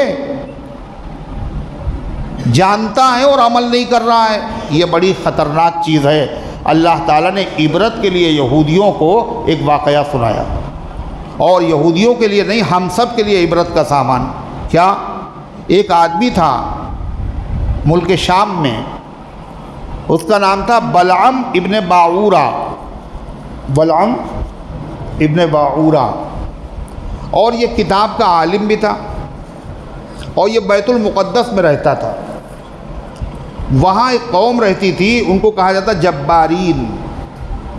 موسیٰ علیہ السلام کو حکم ہوا تھا فرعون کے غرقاب ہو جانے کے بعد اب بنی اسرائیل کو لے کر کے جائیے ملک شام، وہاں قوم جبارین رہتی ہے، اس سے مقابلہ کیجئے اور اپنا وطن حاصل کیجئے۔ اس کا ذکر اس سے پہلے آ چکا۔ موسیٰ علیہ السلام اپنی فوجوں کو لے کر چلے تو وہاں کے لوگوں کو خبر مل چکی تھی کہ فرعون کا حشر یہ ہوا اور فرعونی سب کے سب برباد ہو گئے، اب موسیٰ علیہ السلام ہماری طرف آ رہے ہیں، خیریت ہماری نہیں ہے۔ وہ سب گھبرا گئے، اور بلعام باعورہ کے پاس پہنچے. یہ کتابوں کا عالم تھا، بزرگ تھا، یہ دعا کرتا تھا، اس کو اسم اعظم معلوم تھا، جو دعا کرتا دعا قبول ہو جاتی تھی. تو ان لوگوں نے کہا آپ دعا کر دیے کہ موسیٰ علیہ السلام بغیر لڑے بھڑے ہم سے واپس چلے جائیں، ورنہ ہماری قوم برباد ہو جائے گی، ہمارا وطن بالکل ہم بے آبرو ہو جائیں گے، بے وطن ہو جائیں گے. دعا کر دیے. تو بلعام باعورہ نے کہا یہ ہم دعا نہیں کریں گے، ہمیں پتہ ہے کہ موسیٰ نبی ہیں، ان کے ساتھ فرشتے ہیں، میں ان کے لیے کیسے بد دعا کر سکتا ہوں. ان لوگوں نے کہا کہ غور کر لیجئے، بڑا اصرار کیا. اس نے کہا اچھا اللہ تعالیٰ سے مشورہ کر لیں، جس کو استخارہ کہا جاتا ہے، جو بھی اس زمانے میں رہا ہو. اللہ تعالیٰ کی طرف سے اسے متنبہ کیا گیا یہ حرکت نہ کرنا. تو ان لوگوں نے کیا کیا، بہت ڈھیر سارا مال اور ہدیے اور تحفے قیمتی لا کے اس کو دیے. حضرت دعا کر دیجئے. یہی لوگ آج بھی کرتے ہیں نا، خالی دعا کریں گے تو پتہ نہیں دعا کریں نہ کریں، اس لیے پہلے سے ماحول بنانا چاہیے. کبھی کبھی کچھ دینا چاہیے، لے جانا چاہیے، پہنچانا چاہیے، پھر اس کے بعد کہیں گے تو کہتے ہوئے ہمت بھی پڑے گی. ہدیے تحفے قیمتی دیے اور کا دعا کر دیے. ایسے موقع پر آدمی جو ہے جو ثابت قدم نہیں رہتا، اس میں بڑا کردار کس کا ہوتا ہے؟ اس کی بیوی کا ہوتا ہے. بیوی نے کہا آپ کو تقویٰ سوجھ رہا ہے، اتنا مال، اتنے قیمتی تحفے آ رہے ہیں، آپ قبول ہی نہیں کر رہے. ارے قبول کر لیا نا. اب صاحب اب تو ہوم منسٹر کا بھی آرڈر تھا، اور ان سے تو بڑے بڑے لوگ ڈرتے ہیں نا، اور کسی سے نہیں ڈرتے ہیں، بیوی سے لوگ بہت ڈرتے ہیں، بہت ڈرتے ہیں. شادی وادی میں دیکھیے نوشے میاں اپنی ہتھیلی بند کیے بیٹھے ہیں، اور ہیں کیا؟ نمازی، دیندار، تہجد گزار، صحیح العقیدہ، دوسروں کی بھی بتاتے ہیں دین کی باتیں، مگر ہتھیلی مٹھی بند کیے ہوئے بیٹھے ہوں. کہا سگنیچر کیجئے، اپنا نام دستخط کیے نکاح نامے پہ، تو دیکھا ہاتھ رنگے ہوئے. یہ کیا ہے؟ یہ مہندی کیسے لگی ہوئی ہے؟ پہلے کچھ پوچھیے نہیں، بس میں نے تو بڑی کوشش کی تھی مگر ہم ہار گئے. گھر والوں نے کہا ارے تم اگر نہیں لگاؤ گے لوگ سمجھیں گے یہ نوشہ نہیں ہے، جنازہ نہ ذرا مٹی ہے، کچھ تو ہونا چاہیے. اچھا زیادہ نہیں لگائیں گے، تھوڑی سی بس ایک ٹکل لگائیں گے، ذرا سی ہتھیلی، زیادہ غلاظت نہیں کھلائیں گے، تھوڑی سی کھلائیں گے، ایک چمچ کھا لیجئے. اور اتنا اصرار کیا، انہوں نے غلاظت کھا لی. ہے ڈر میں، آپ کو نہیں معلوم ہے، آپ خالی دنیا جانتے ہیں شادیوں میں کیا ہوتا ہے، کیا رسمیں ہوتی ہیں، سب ہمیں پتہ ہے، چپ چاپ رہیے گا. ٹھیک ہے یس سر، جیسا بتائیے، اب ہم سے پیسے لے لیے ہو رہا ہے. تو صاحب یہی ہوا، ان کا لے لیے، انہوں نے لے لیے تحفے تحائف. اور تحفے تحائف لینے کے بعد اب مروت بھی آ گئی. ان کا بد دعا کر دیجئے، بد دعا کر دیے موسیٰ علیہ السلام کے ساتھیوں کے لیے. تو اس نے پھر اصرار پیچھے ہٹا، لیکن وہ لے چکا تھا تحفے، اور بڑا پریشر بنا، تم نے یہ لیا کہ ادھر واپس کرو. بالآخر وہ راضی ہو گیا، اور اس نے موسیٰ علیہ السلام کے لشکر کے لیے بد دعا کرنا شروع کی. جب وہ بد دعا کرنے لگا تو لوگ وہ سن رہے تھے، وہ بد دعا موسیٰ کے لیے نہیں کر رہا تھا بلکہ اپنی قوم کے لیے کر رہا تھا. اے اللہ ان کو سب برباد کر دے، جبارین کو ہضم کر دے، بھسم کر دے. تو لوگوں نے کہا یہ کیا کر رہے ہو؟ ارے پیسے ہم نے دیے، تحفے ہم نے دیے، اور اس کے بعد ہماری قوم کے آدمی ہو، ہم کہہ رہے موسیٰ کے لیے بد دعا کرو، تم ہمارے لیے بد دعا کر رہے ہو. تو بالکل اسی طریقے سے جیسے وہ ایک بزرگ تھے شاہ دولہ پنجاب کے علاقے میں، اور وہاں طوفان آ گیا، پانی کا سیلاب. لوگوں کو بڑا خطرہ ہوا، گاؤں میں تھوڑا سا بچا ہے، پانی آنے والا ہے، ایک دیوار ہے جو روکے ہوئے ہے. کہلے حضرت وہ طوفان آ گیا ہے، آپ توجہ کیجئے ورنہ پوری بستی ڈوب جائے گی. کہلے اچھا، کہلے پھاوڑا اوڑا ہے، لاؤ. پھاوڑا لایا گیا، جو دیوار تھی اسی کو توڑنا شروع کر دیا. بولے یہ کیا کر رہے ہیں آپ؟ ارے یہ تو پانی کو روکے ہوئے تھی، اسی کو آپ ڈھائے دے رہے ہیں. کہلے پتہ نہیں جدھر مولا ادھر شاہ دولا، جدھر مولا ادھر شاہ دولا۔ بھائی اللہ کی مرضی یہی ہے تو میری بھی یہی مرضی۔ مگر وہ واقعی بزرگ تھے۔ نتیجہ یہ، وہ جیسے ہی پھاوڑا مارا اور پانی گھٹنا واپس ہونا شروع ہو گیا۔ مگر یہاں تو سب کچھ ہضم کر چکے تھے، رشوت لے چکے تھے، لہذا جب بد دعا کرنے لگے تو بد دعا بجائے موسیٰ ان کے لشکر کے لیے، اپنی قوم کے لیے ہو رہی۔ ان کا یہ کیا کر رہے ہیں آپ؟ کہہ لے میری زبان میرے قابو میں نہیں ہے، میں تو کر رہا ہوں موسیٰ کے لیے بد دعا، اپنی قوم کے لیے ہو رہی۔ پھر اس نے کہا کہ زبان اس کی باہر آ گئی، سب نے دیکھا، یہ تو کتے کی زبان باہر ہوتی۔ اس نے کہا کہ میری دنیا بھی برباد ہو گئی، میری آخرت بھی برباد ہو گئی، لیکن بنی اسرائیل سے موسیٰ علیہ السلام کے حملے سے بچنے کے لیے ہم تمہیں ایک چالاکی، ایک ترکیب بتاتے ہیں۔ دعا سے تو کام چلے گا نہیں، ایک چال بتاتے ہیں، اس سے کام ہو جائے گا۔ کیا چال ہے؟ کہنے لگے جب ان کا لشکر آئے، بہت دنوں سے یہ لوگ چلے ہوئے ہیں، تو اپنی خوبصورت حسین لڑکیوں کو سامان دے کر کے ان کے لشکر میں بیچنے کے لیے بھیج دینا، اور کہہ دینا کوئی کچھ کرے تم روکنا نہیں۔ اگر ان میں سے کوئی زنا کر لیا کسی نے تو اس کے بعد یہ لشکر کامیاب نہیں ہوگا۔ اس میں سبق ہے مسلمانوں کے لیے بہت بڑا، تباہی اور بربادی مقدر ہے اگر زنا عام ہو گیا۔ چنانچہ ان کی قوم میں انہوں نے یہی کیا۔ اس نے کہا میری تو دنیا برباد ہو گئی، آخرت بھی برباد ہو گئی۔ انہوں نے یہی کیا۔ موسیٰ علیہ السلام کی فرعون بنی اسرائیل میں ایک کمانڈر تھا، اس کا دل ایک کے اوپر آ گیا۔ موسیٰ علیہ السلام نے منع کیا، پھر بھی نہیں مانا، اس نے زنا کر لیا۔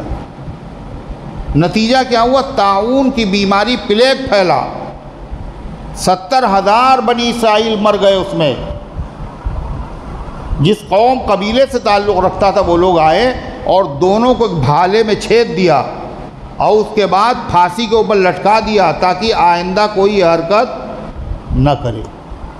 سمجھ میں بات آئی؟ اس سے کیا پتہ چلا؟ کوئی کتنا ہی بڑا عالم ہو، ضروری نہیں کہ وہ ہدایت کے راستے پر قائم رہے۔ کوئی کتنا ہی بڑا دیندار ہو، اس کو غرور اور تکبر نہیں کرنا چاہیے۔ کسی وقت بھی شیطان اس پہ حاوی ہو سکتا ہے۔ غرور نہیں کرنا چاہیے، ہر وقت اللہ سے ڈرتے رہنا چاہیے۔ اور اس سے یہ بھی پتہ چلا ہر آدمی کا ہدیہ نافرمان، حرام کام کرنے والے، تم ہر ایک کا ہدیہ لے رہو۔ اللہ کیا کہتا سنیے، وَاتْلُ عَلَيْهِمْ نَبَأَ الَّذِي آتَيْنَاهُ آيَاتِنَا، اور ان کو پڑھ کر سنائیے اس آدمی کا واقعہ جس کو ہم نے اپنی آیتیں دی تھیں، یعنی آیتوں کا علم دیا تھا۔ فَانْسَلَخَ مِنْهَا، وہ ان آیتوں سے نکل گیا۔ سلخ کہتے ہیں عربی میں، یعنی جانور کی کھال اتار دی جائے تو وہ اپنے کھال سے نکل گیا، گوشت دکھنے لگا۔ یا سانپ جو ہے اپنی کیچلی اتار دیتا ہے، تو اسی طریقے سے وہ دین سے اس طرح نکل گیا جیسے سانپ اپنی کیچل اتار دیتا ہے۔ تو فرمایا فَانْسَلَخَ مِنْهَا، وہ ان آیتوں سے نکل گیا۔ فَأَتْبَعَهُ الشَّيْطَانُ، تو شیطان اس کے پیچھے لگ گیا۔ فَكَانَ مِنَ الْغَاوِينَ، تو وہ ہو گیا گمراہ لوگوں میں سے۔ وَلَوْ شِئْنَا لَرَفَعْنَاهُ بِهَا، اللہ فرماتا اور اگر ہم چاہتے تو ان آیتوں پر عمل کرنے کی وجہ سے اس کے درجے کو اور بلند کر دیتے۔ وَلَكِنَّهُ أَخْلَدَ إِلَى الْأَرْضِ، لیکن وہ مائل ہو گیا زمین کی طرف، یعنی زمین کی جو لذت تھی، دولت تھی، نعمت تھی، تحفے تھے، تحائف تھے، دنیا کی طرف مائل ہو گیا۔ وَاتَّبَعَ هَوَاهُ، اور اس نے اپنی خواہشات کی پیروی شروع کر دی۔ فَمَثَلُهُ كَمَثَلِ الْكَلْبِ، تو اس کا حال ایسا ہے جیسے کتے کا حال ہوتا ہے۔ إِن تَحْمِلْ عَلَيْهِ يَلْهَثْ أَوْ تَتْرُكْهُ يَلْهَثْ، اگر تم کتے کو ڈانٹو، دھتکارو، بھگاؤ، جب بھی وہ زبان باہر نکالتے ہوئے ہانپتا رہتا ہے، اور اگر اسے کچھ بھی نہ کہو، جب بھی ہانپتا رہتا ہے، زبان باہر نکالے رہتا ہے۔ یہ عجیب نظام ہے اللہ کا۔ اس جاندار کے زندہ رہنے کے لیے نظام الہی یہ ہے کہ اندر کی خراب ہوا، زہریلی ہوا باہر نکلتی رہے اور باہر کی تازہ اور ٹھنڈی ہوا اندر آتی رہے۔ اللہ نے ایسا نظام بنایا ہے کہ ناک کے راستے سے، منہ کے راستے سے اندر کی زہریلی ہوا خود بخود نکلتی رہتی ہے اور باہر کی تازہ ہوا ارے بولو خود بخود بغیر محنت کے سو رہے ہیں جب بھی، جاگ رہے ہیں جب بھی۔ صرف ایک جانور ایسا ہے جس کو اندر کی زہریلی ہوا باہر پھینکنے میں اور باہر سے تازہ ہوا لینے میں محنت کرنا پڑتی ہے، اور وہ کون سا جانور ہے؟ بولو کتا۔ زبان جو باہر نکالے رہتا کاہے کے لیے؟ اندر کی جو خراب ہوا ہے اس کو باہر نکالنے کے لیے اور باہر کی تازہ ہوا اندر لینے کے لیے۔ یہ صرف کتا ہے۔ تو اللہ تعالیٰ نے جو مثال دی کتے کی تھی، کیسے چاہے اس کو ڈانٹا جائے، پھٹکارا جائے، پھر بھی ہانپ رہا ہے زبان نکالے ہوئے۔ اسی طریقے سے ایسے لوگوں کا حال یہ ہوتا ہے، ان کو سمجھایا جائے پھر بھی نہیں مانتے، اور نہ سمجھایا جائے پھر بھی ان کو کوئی فائدہ نہیں۔ قرآن میں اللہ کہتا ہے انذرتہم ام لم تنذرہم لا یؤمنون، آپ ان کو ڈرائیں یا نہ ڈرائیں یہ ایمان نہیں لائیں گے۔ ایسے ہی آدمی اس کا ہوتا ہے جو اپنی خواہشات کے پیچھے چل پڑتا ہے تو پھر کسی کی سنتا نہیں ہے۔ اللہ فرماتا ذالک مثل القوم الذین کذبوا بآیاتنا، کتنی خطرناک مثال ہے یہ، کتنی خست والی، دنات والی، گھن والی مثال اللہ نے دی ہے۔ قرآن میں مثالیں ہیں، مکھی کا بھی ذکر ہے نہیں، مچھر کی بھی اللہ نے مثال دی، اللہ نے مکڑی کی بھی مثال دی، لیکن سب سے زیادہ خراب اور گھناؤنی مثال کس کی ہے؟ کتے کی ہے۔ اللہ کہتا ہے یہ مثال کس کی ہے پتہ ہے؟ مثل القوم الذین کذبوا بآیاتنا، یہ حالت اس قوم کی ہے جنہوں نے ہماری آیتوں کو جھٹلا دیا، دنیا کے فائدے حاصل کرتے رہے۔ آخری نبی کا ان یہودیوں کی کتابوں میں ذکر ہے، بشارت ہے، یہ ان کا انتظار بھی کرتے رہے، لیکن جب آخری نبی دنیا میں آ گئے تو ہماری چودراہٹ، ہماری ریاست، ہمارے نذرانے بند ہو جائیں گے، اس لیے ان لوگوں نے آخری نبی کا کلمہ نہیں پڑھا۔ ان کی حال اسی کی طرح ہے۔ فرما فقصص القصص لعلہم یتفکرون، آپ ان کے سامنے یہ واقعہ بیان کر دیجئے شاید کہ یہ غور فکر کرے اور اب سے ایمان لے آئیں۔ ساء مثلا القوم الذین کذبوا بآیاتنا، بدترین ہے مثال ان لوگوں کی جنہوں نے ہماری آیتوں کو جھٹلایا۔ وَأَنفُسَهُمْ كَانُوا يَظْلِمُونَ، اور ہم نے ان پر ظلم نہیں کیا بلکہ انہوں نے ہماری نافرمانی کر کے خود اپنے اوپر ظلم کیا ہے۔ اور سچائی تو یہ ہے اللہ کی توفیق کے بغیر کچھ نہیں ہوتا، اس لیے اللہ سے توفیق مانگتے رہنا چاہیے۔ بڑے سے بڑا عالم، عارف، بزرگ، متقی، پرہیزگار بھی پھسل سکتا ہے۔ فرمایا من یہد اللہ فہو المہتدی، جس کو اللہ ہدایت عطا فرمائے وہی ہدایت پا سکتا ہے۔ ومن یضلل فاولئک هم الخاسرون، اور اللہ جس کو گمراہ کر دے، جس سے توفیق چھین لے، ایسے لوگ گھاٹے میں پڑ گئے ہیں، اور یہ ایسا گھاٹا ہے جو کبھی پورا نہیں ہوگا۔ اللہ ان گزارشات کو قبول فرمائے، عمل کرنے کی توفیق عطا فرمائے۔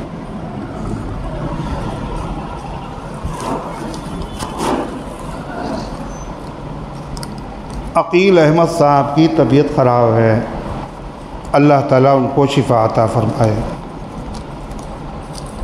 کام بالکل نہیں چل رہا ہے، کوئی دوا، کوئی وظیفہ آپ بتا دیں۔ میں نے اس سے پہلے بھی درس میں بتایا تھا کہ لا حول ولا قوت الا باللہ 500 مرتبہ پڑھے اور اول آخر درود شریف 100 مرتبہ پڑھے۔ اس سے ٹینشن بھی ختم ہوگا، روزی میں بھی برکت ہوگی، اور 99 بیماریوں کا علاج بھی ہو جائے گا۔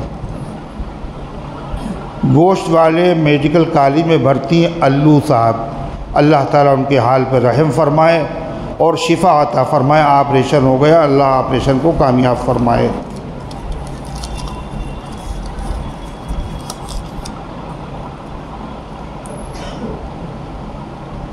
فاطمہ کی طبیعت خراب رہتی ہے اور پروین صاحبہ کی طبیعت خراب ہے، اللہ ان کو اور جتنے بیمار ہیں ان سب کو اللہ شفا عطا فرما۔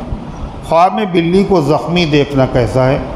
خواب میں بہت تیز بارش دیکھنا اور بارش کی وجہ سے تالاب بھرا ہوا دیکھنا، بارش دیکھنا اچھی بات ہے، اور بلی کو اگر دیکھا ہے تو یہ بھی ضروری نہیں کہ تو ہر خواب کی تعبیر ہو، پہلے یہ سمجھ لینا چاہیے۔ دوسری چیز ہے کوئی ایسا خواب اگر آدمی کے وہ ایک درندہ ہے، نقصان بھی پہنچا سکتا ہے، تو اس لیے آدمی کو بغیر کسی سے بتائے ہوئے خواب تھوڑا سا صدقہ کر دینا چاہیے۔ اللہ تعالیٰ اس کی وجہ سے جو اس نے دیکھا ہے اس کی برائی سے، شر سے اللہ اسے بچا لے گا۔ سیدھا سا علاج ہے، کسی کو بتانے کی ضرورت نہیں۔ یہ کیا ہے بھائی؟ پڑھو اس کو، یہ دوسری زبان میں لکھا ہوا ہے، انڈین زبان نہیں ہے۔